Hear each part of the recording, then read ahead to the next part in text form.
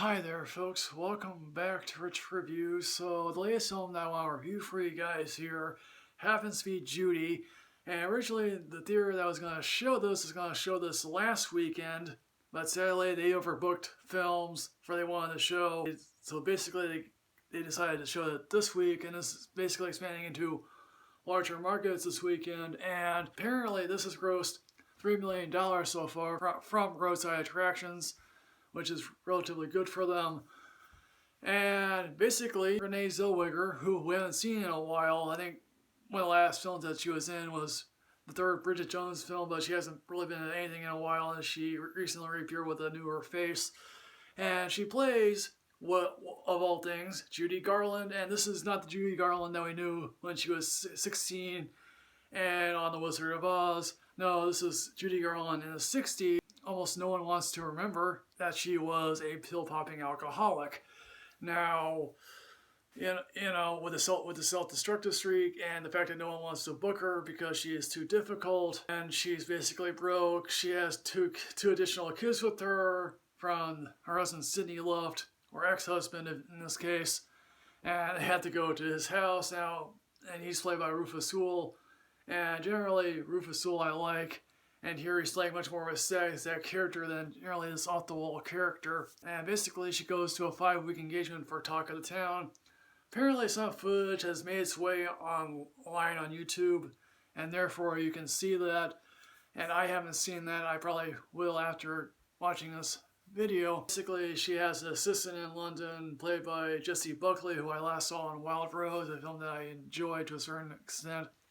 And oh yeah, she ends up marrying her fifth husband, played by Finn Windstruck or something like that of that nature. Now, basically, Renee Zellweger is brilliant as Judy Garland, but the film in and of itself is one of the most depressing things I think I've had to sit through in recent years. I mean, now this is basically directed by Rupert Gould, who I think directed 3 made-for-TV films about kings. Richard III, one of the Henrys, I think, and made a film called King Charles III.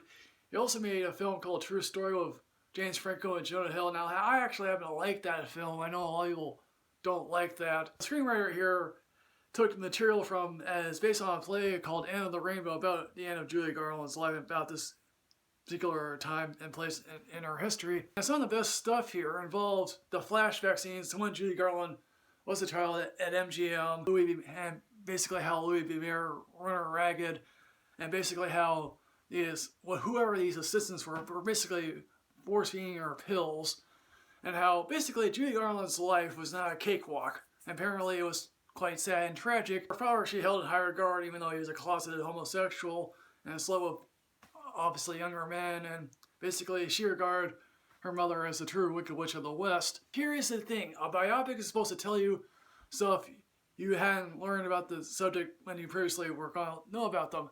Basically, there's something here we haven't already known from Judy Garland's life, and I guess Liza Minnelli and the Garland estate have been running ragged on this film, basically saying, oh, it's not completely accurate, it's not true. Well, of course it's true. No one wants to think of their mother a pill-popping alcoholic, and yes, oh yeah, there's one actress here playing Liza Minnelli in one scene. Apparently she's got it all together, So some people have been saying that Renee Zellweger is a frontrunner to win Best Actress. Clearly, yes, I think she will get an Oscar nomination, but let's face it, it's 3 months till the end of the year, and an additional 2 months for the Oscars to take place.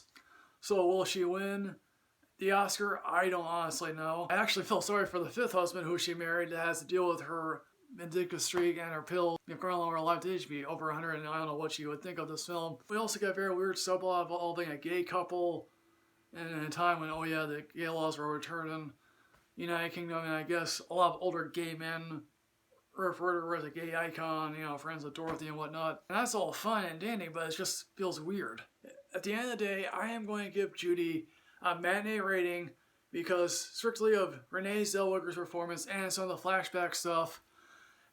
And so, folks, what did you think of Judy? As always, folks, like, comment, subscribe, earn yourself with knowledge. I will see you next time, folks. Yes, hooray.